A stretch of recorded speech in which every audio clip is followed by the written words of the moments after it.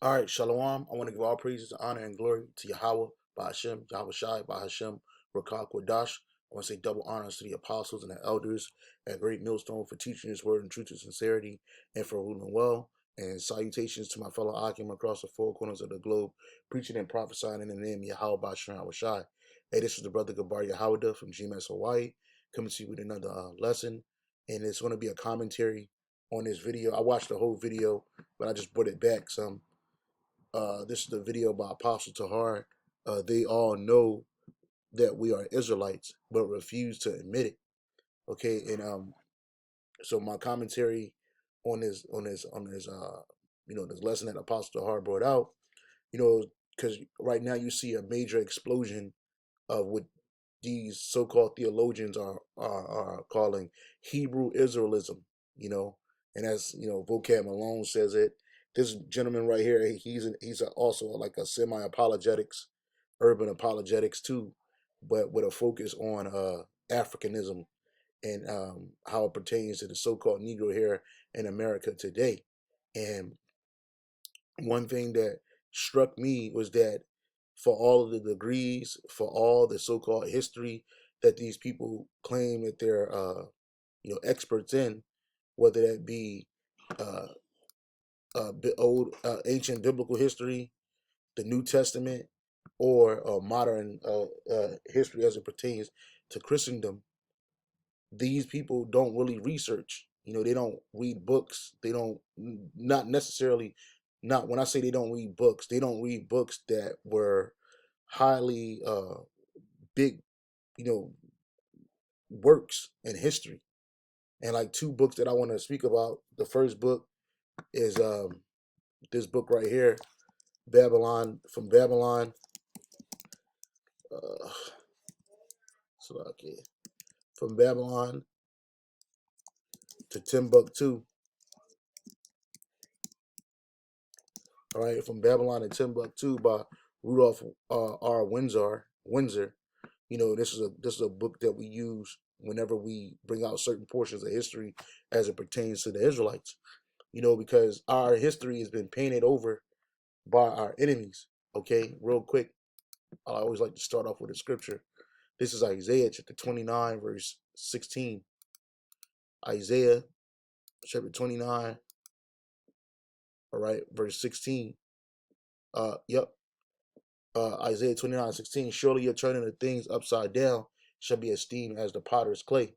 For shall the work say of him that made it, he made me not? Or shall the thing framed say of him that framed it, he had no understanding? And that's Esau's mentality, turning everything upside down, making what's wrong right and making what's right wrong, changing people's identity, particularly the children of Israel, because our identity constantly is changing here in America. At one point, you were a Negro. Matter of fact, I had this picture that I saved, Salaki. So I have this picture here where it kind of shows you a little, understanding of why our nationality changes so much, especially the tribe of Judah, the so-called black man. Because all of the tribes are suffering from some type of identity crisis, but the so-called Negro here in America today, you're suffering from the greatest one. And why is that? Because our captors continually try to hide who we are, and now that they see that the truth is flourishing, they have to try to combat it. And that's where you see these different so-called apologist groups. Now everybody want to have a sit down. Our black people, the descendants of biblical Hebrews, you know, they want to have these deep conversations, you know, and have these so-called scholars of so-called Negro ancestry, right? Israelites, apologetics in African terms. So you have the urban apologetics, like Vocab Malone, and then you got the African apologetics, man. Apologetics, who bring this African term, who want to continually call you African and keep that term on you because they don't want you to know who you truly are. But you can't, like Apostle Tahar said in his lesson, hey, the truth is out there and you can't do nothing against it. And it's mainly they're coming against the so-called One West doctrine, you know. because the truth, that's where the truth came out of, and they noticed. So again, your nationality changes. So it says right here, Deuteronomy 28:37, you have made us a byword among you have made us a byword among the nations. This I'm sorry, this is Deuteronomy 28:37. That's one of the curses. Let's get that real quick. Deuteronomy 28 verse 37. And every time we go to Deuteronomy, that's a big problem for these so-called apologetics. They don't want you to go to the Deuteronomy. They want to, oh, you don't match that. Well, who else on the planet Earth matches these curses? Nobody except the Israelites, the so-called Negroes, Latinos, Native Americans. All right. Deuteronomy 28:37. And thou shalt become an astonishment, a proverb, and a byword among all nations, whither the Lord shall lead thee. So wherever we're at amongst these nations in the world, we have different names. They're always usually derogatory bywords and proverbs, Those people are dangerous and evil. I was watching something earlier when it was, these Edomites. They want to talk about how, where this is from an old documentary from like 1965, and the Edomite said that when a white man go to jail court and a black man goes to court, the black man gets the more lenient sentence, and a white man gets the harshest sentence, which that's a lie, because Esau he projected a lot of his wickedness and evil onto our people, and our people have taken to it, as the scripture says, the way of the wicked seduces the righteous. Roughly paraphrasing, the righteous is more excellent than his neighbor, but the ways. Let me get that.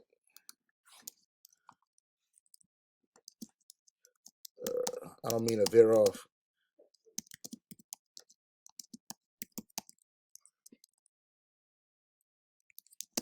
This is Proverbs 12:26. It says the righteous is more excellent than his neighbor, but the way of the wicked seduces them. So our people have completely been seduced by the wicked, Esau, Edom. So again, wherever we at, dwell amongst these different nations, we're made a proverb and a byword. And when you go to Psalms 44:14, 144, it says, you have made us a byword among the nations. The people shake their heads at us, right? When you see especially when you see the tribe of Judah, the so-called Negro, people completely shake their head. They don't care what happened to us in slavery. They don't care what happened to us during Jim Crow. They just look at you like you just a shiftless individual, because this is the image that Esau put on you, and you're nothing but an African. But we weren't even always called Africans here in America. That African American shit came in 1985, and who invented that term African American? Jesse Jackson. All right, he invented that. His real name is Jesse Smith. He invented African American, and before that, for like 2 decades, you were being called black. And everybody, according to these different uh, newspapers and articles during that time, particularly around the 80s, it said that a large majority of people calling themselves black agree with being called African American. But before you were black, you were colored in the 1940s. From the look, it's always every 20 years. So like every 20 years, every 40 to 20 years, your nationality changes, man. You went from being a Hebrew Israelite out of the respective tribes of the 12 tribes of Israel, Judah, Benjamin, Levi, and on down. Then and you came to American slavery, you were just known as a slave. Okay, they didn't they when they sold you on the auctioning blocks, when they sold us on the auctioning blocks, what did they sell? At first they were selling Hebrews, right? Hebrews. And then they end up selling Negroes, right? So you went from a Hebrew Israelite to a slave to a nigger in the 1900s. And now people have affectionately taken on this term. And in the 1920s, you went from a nigger to back to being a Negro, because you were called Negroes during the slave period too, chattel slave period too. And we weren't nothing. We were just chattel. That's exactly what we were. That's what the so-called white man called us, chattel. That's all we were, a piece of property that he could care less about, as long as he could profiteer from it. So you went from being a nigga to being a Negro in the 1920s, and then from the 1940s they changed the Negro and called you colored, and then from from for 20 years you were colored until the 1960s you were black, and you had James Brown, I'm black and I'm proud, and then for about another 20 years, right? From another 20 years, it's about every 20 years, you went from being black to being African American. So you're not African. And that's part of this commentary is that, these people, they want to continuously keep us in that box of Africa. And like Apostle Tahar said, ain't nobody going to Africa to start no land. And he, like you said, don't bring up Liberia. You can bring up Liberia all you want, but Liberia, even when they were pushing people to go to Liberia, a lot of you Jakes, you didn't want to go to Africa because you have no connection to that place. It says rejection of colonization in the United States. Free people of color in the United States. See, remember you called colored for people of color. And even now, when they say people of color, it kind of blankets the world because everybody has hue to them except the Edomite, right? But normally, when they prefer the people of color, they talk about you Negroes and Latinos. It says free people, but this is during the time of slavery and whatnot. It says free people of color, referring to the tribe of Judah, the so-called Negro, in the United States, with a few notable exceptions, overwhelmingly rejected the idea of moving to Liberia or anywhere else in Africa. And that's why to this day, Jakes don't want to go to Africa because there's nothing there for you. Africa was a pit stop for our people fleeing Roman persecution and ultimately ending in the year 70 AD to about 76 AD. And it actually started in 66 AD. But Jake had already had strongholds in Africa. This is the reason why our people were used to going back and forth. You can even read that during the time of Yahushua. There was a large group of Alexandrian Jews. And why did we go to these nations? Not just because we had strongholds, but we could hide amongst these nations. It says from every beginning of the movement, most of them, let's read that again. It says, overwhelmingly, it says, free people of color in the United States, with few notable exceptions, overwhelmingly rejected the idea of moving to Liberia or anywhere else in Africa. From the very beginning of the movement, most of them had lived in the United States for generations. And while they wanted better treatment, they did not want to leave. And that's why Jake is here today. But in reality, it's for judgment and salvation. It says, in response to this proposal for blacks to move to Africa, Frederick Douglass said, shame upon the guilty wretches that dare propose and all that countenance such a proposition. We live here, have lived here, have a right to live here, and mean to live here. So Jake don't want to go to Africa, but yet you still want to put this African vibration on our people. You put the kente cloth on. You put that shit on, and you think that, oh, I'm that puts me back in Africa. You got the kente cloth. You got the African statues. You pushing this Africanism, but we're not African. In order to be African, you got to go back to Leo Scipio, his name was changed to Africanus, and he wasn't even no African. They gave him that name because he defeated the Carthaginian Empire, and they raced it to the ground, right? And so they gave that whole continent that name. Just because, you got to understand something. Just because you might be similar colors to somebody doesn't make you a part of that group. And there's for many times we brought out the Zondervan Compact Dictionary Bible, which told you, what did it tell you in a Zondervan Compact Dictionary Bible? Ham, the youngest son of Noah, born probably 96 years before the flood. Okay, the great deluge, right? This is a Zondervan Compact Dictionary Bible, right? I'm not in the Facebook, so shout out. Whenever you look up Ham, the youngest son of Noah, right here it is, right here. Ham. This is a excerpt from the Zondervan Compact Dictionary Bible, which you cannot find an online edition. You have to buy the book.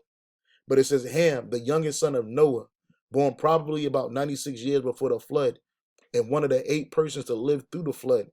He became the progenitor of the dark races, not the Negroes. And that's what we're considered. Because in reality, the ones you call Negroes, we came out of Ur the Chaldees in Mesopotamia, modern day Iraq, which was even back, it was before they was called Mesopotamia. Mesopotamia, that was the first, that was Babylon. That was the first Babylon, ancient Babylon. And I ain't talking about the Babylon that Nebuchadnezzar and them were living up there too. They were part of the Neo-Assyrian Babylonian Empire. But the point of the matter is that was in Iraq. That was not in what you call Africa today. So it says the youngest son of Noah, born probably about 96 years before the flood, and one of the 8 persons to live through the flood, he became the progenitor of the dark races, not the Negroes. And it perplexes me. It not perplexes me, but it like stuns me that these people who call themselves historians and who laud themselves with degrees, like somebody said on the comment board right here, it says that Dr. Day is collecting degrees like infinity stones. Sheesh, what a bio, because she got like a thousand degrees, man. You know, you get these notable degrees, but you still don't know shit. And then you ain't all the books you supposedly read. No one ever came across Nature Knows No Color Line or From Babylon to Timbuktu. What's wrong with you? Here it is. The thing that really grinds these people gears is that you have men who you deemed as unlearned, just like the apostles and the elders were deemed unlearned during the time of Yahushua. They were unlearned men. They didn't have a background in the law of Israel and the politics that went along with it. They were given their inspiration through Yahweh Bashim Yahweh Shai. All right. And then they were given that knowledge, and it was their faith, that gift of faith that they were given. They believed those things. You see, because the narrative throughout all of our lives here in captivity has been told us that every civilization that was so called great, every civilization that ever meant something to the world, were people that look like so called white people. And now you have all of these different people coming up trying to take away from the truth, you know?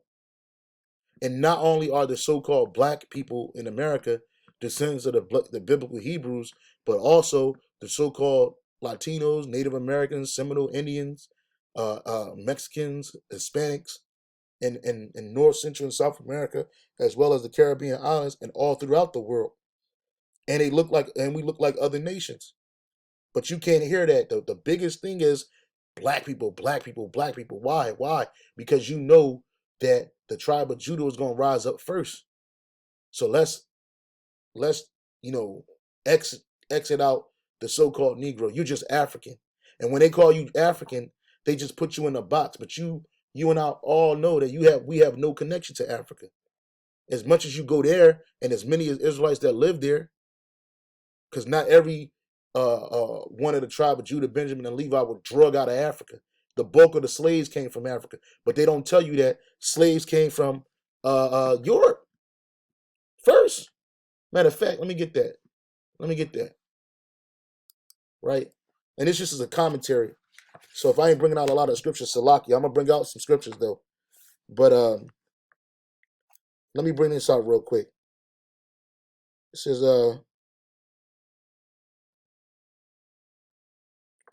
this is yeah. Let's go to page 65. This is the book. This is the online PDF book of Nature Knows No Color Line. And this is it's a couple of pages I wanted to start on. But let's go to what is this? Page 63. And hold on. It's a lot of pages in here that I wanted to kind of strike from.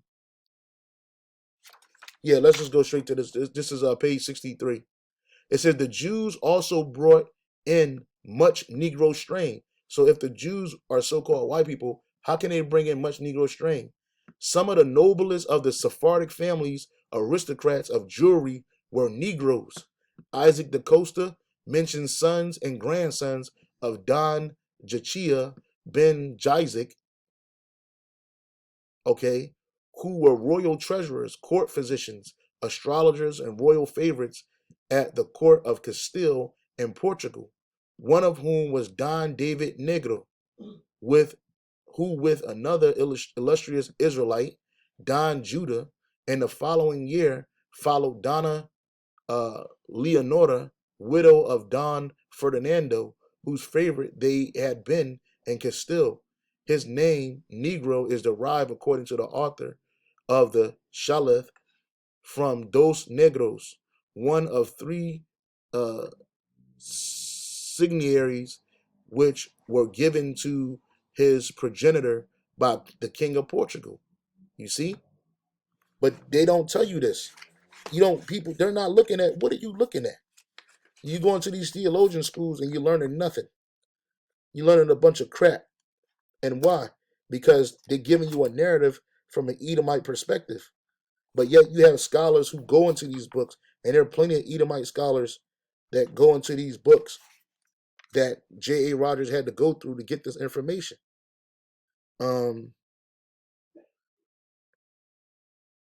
This is another one. This is off of page 65. Let's go to the next page, page 65. All right. And it says this. As regards Christian Spain and Portugal, Negroes were imported in droves from 1440 until the abolition of slavery in Portugal in 1773. So for over 300 years, what is this, about 300? 17, yeah, this is over 300 years. This is about 300 and, from 300 and 13 years, something like that. I'm sorry, 333 years. Jake was being imported in droves into Spain. But you already had Israelites up there ruling. So it says, in regards to Christian Spain and Portugal, Negroes were imported in droves from 1440 until the abolition of slavery in 1773. Because around the 1400s, we were, mid to late 1300s, we were already being taken out of power. Already before the discovery of America, says Ferdinando Ortiz, several thousand of the Negro slaves had been expatriated from Senegal, Guinea, and the Congo. And this is the reason, these are different places that the Israelites settled in West Africa, and were working in Lisbon and Algarves, in Seville, and in all Andalusia. The Catholic sovereigns were dealers in Negro slaves. It was Christopher Columbus who went plundering in Negro slaves in Guinea before stealing Indian slaves, Israelites from the Americas, and Cuba before the discovery of America. The Negroes already were cutting sugarcane in Andalusia and Seville. There was a municipal council of native Negroes with fraternal orders, kings, and overseers. All right. The Negro came first to the Indies, okay, from Spain. And the Indies, we're talking about the West Indies. All right. They came to the Indies, what? From Spain, not from Africa. All right. But you're not looking at this kind of stuff because it's not given to these people. It says Negroes were adopted into royal families, given a royal surname, and accepted into marriage with nobility.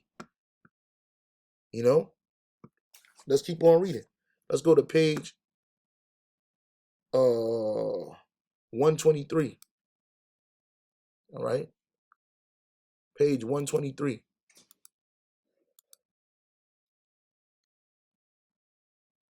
Right? It says this. It says Waits says an interesting gradation of all shades down to the black is exhibited by the Jews. You see? Especially dark were the Jews of Spain and Portugal. The Portuguese Jews were very dark, says Pritchard. The Duchess of Aberdeen, wife of Napoleon, ambassador to Portugal, said that the Jew, the Negro, and the Portuguese could be seen in a single person. So dark were the Jews, especially in Portugal and southern Spain, that many whites thought all Jews were black or dark. You see? You see? But you know, these people are not looking at things like this. See, they want to start your history in Africa, where the vast majority of Israelites were taken from the west coast of Africa and thrown into captivity. And our people are still over there in Africa. But they don't talk about how you came out of Europe, and they wasn't just uh, uh, Israelites from Spain. You had Israelites being taken from Scotland, Ireland. King James himself was a so-called Negro.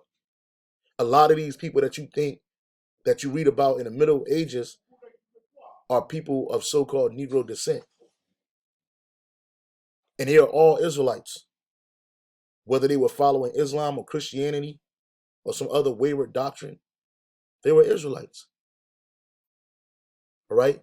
Because we didn't come out of Africa as a nation of people. We went into Africa for famine in the ancient Egypt. We served slavery and captivity, a great captivity in ancient Egypt, which is in Africa. But we're not Africans, man. This is Galatians 4 and 26. But Jerusalem, which is above, is free, which is the mother of us all. So that's where the cradle of civilization and life came from.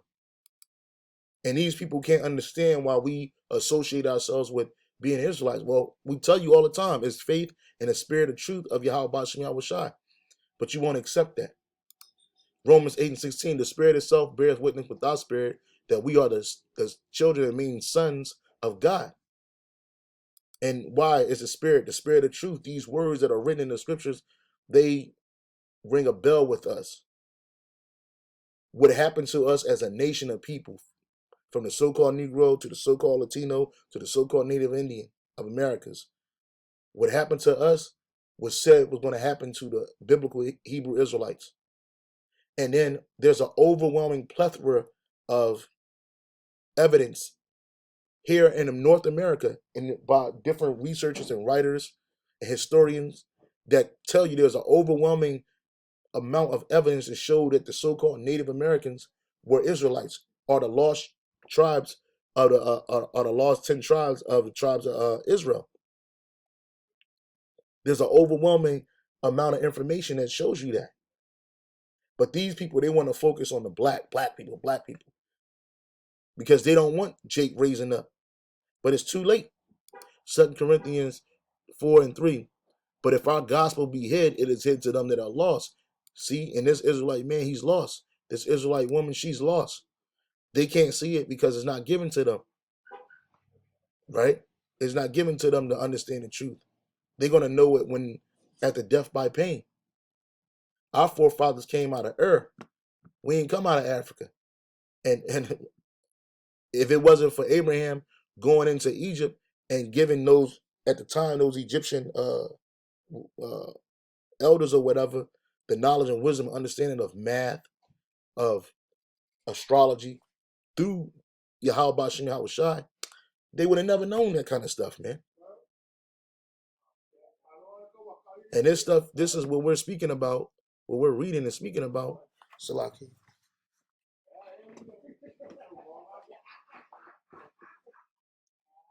See, these people, they want us to be without a history. These people, they want us to be without a culture, a real culture. There's not really no culture in Africa. When you talk about African culture, that shit was made up by people like Franz Boas. That whole African and American studies, all of that shit was made up by Edomites. When you look at the kente cloth,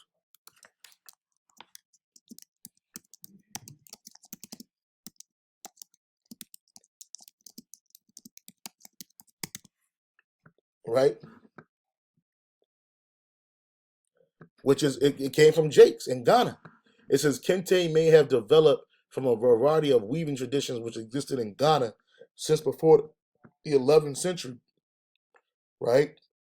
But kente cloth, let me see something.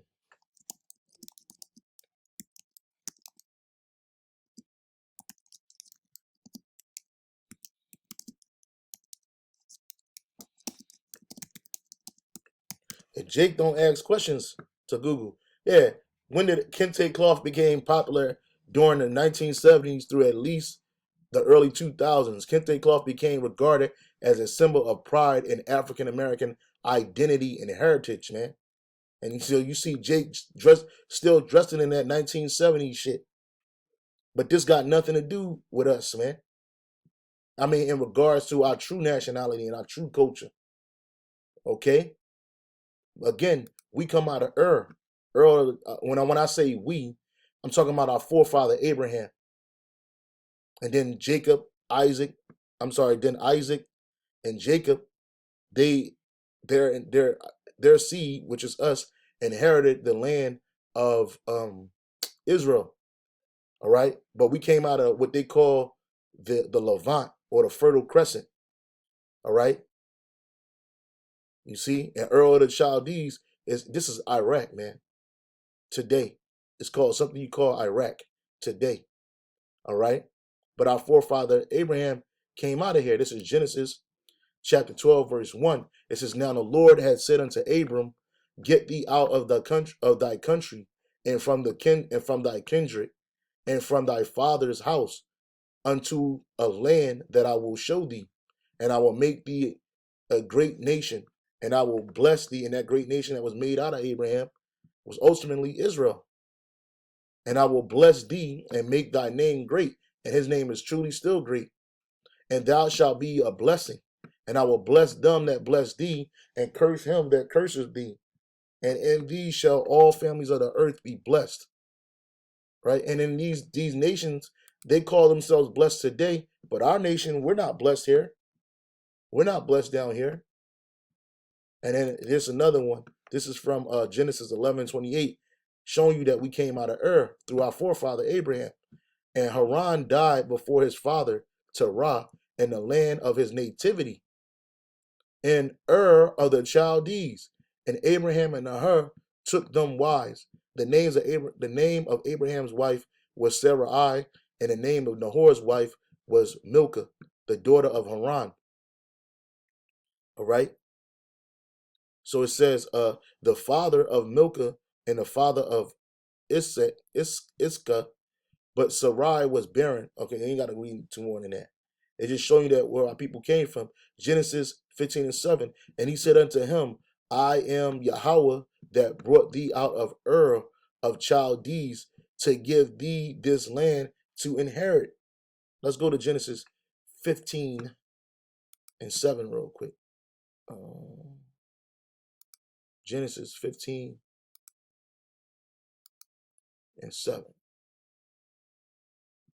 Right?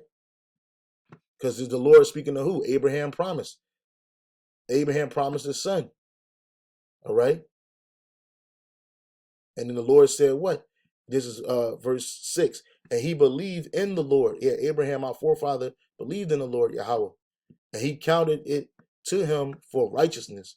And he said unto him, I am the Lord that brought you out of Ur of the Chaldees, not Africa.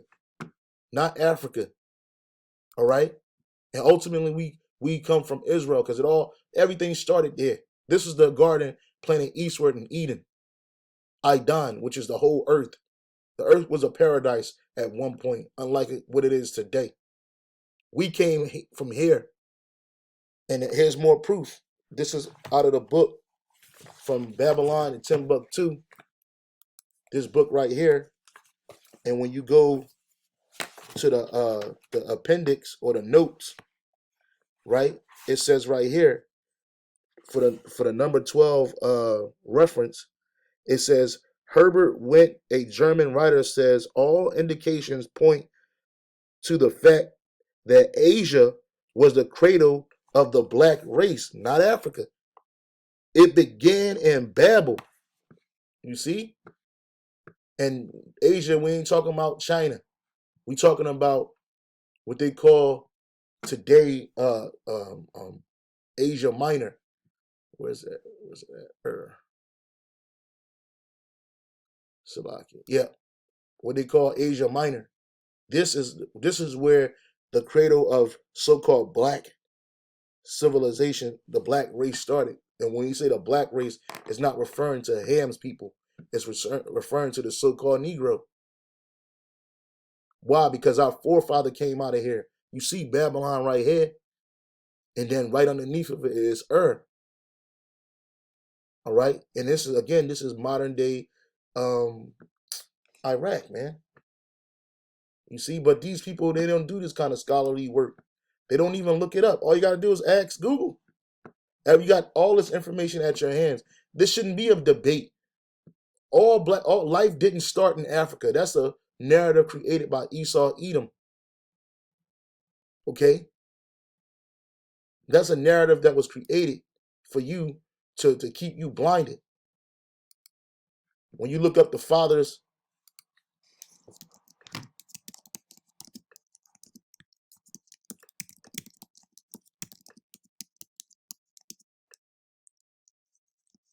of African American history, okay, it wasn't these dudes. Nah, let me see.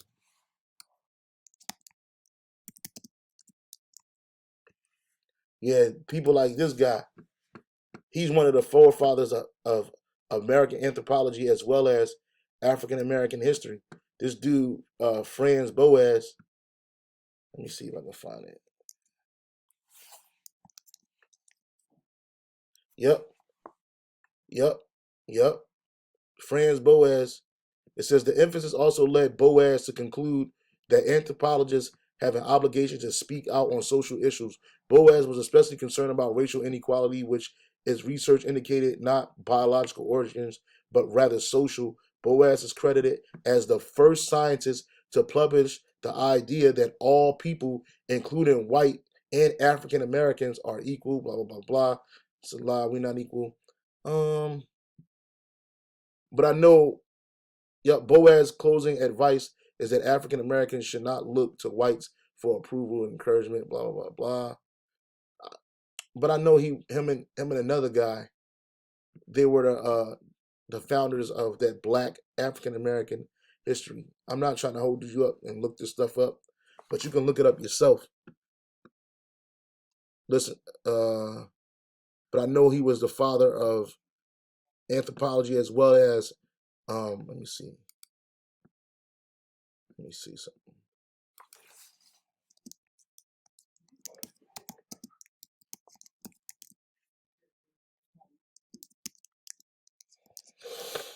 History.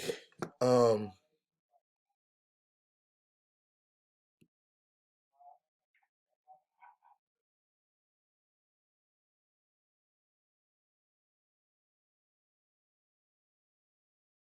Yeah, but you can look it up yourself. We're not going to sit here and say it all day. But the point of the matter is that we're not African, and it's clearly evident if you got the understanding and the knowledge to look, the time to look.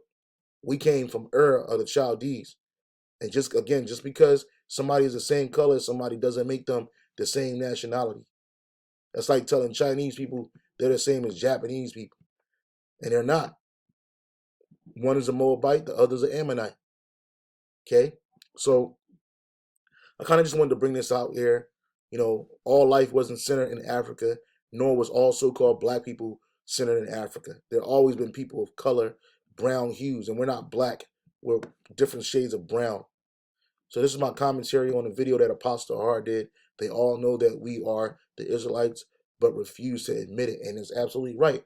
We can be anybody in the world except the Israelites. We can be everybody, anything in the world except the child of the Most High, a child of Yahweh Shem Shai. We could be anybody in the world except who we are. And they want you to be African. They want you to be black. They want you to be Negro. They want you to be colored. They want you to be anything except the Hebrew Israelite, man. It's down. Say shalom. On to the next.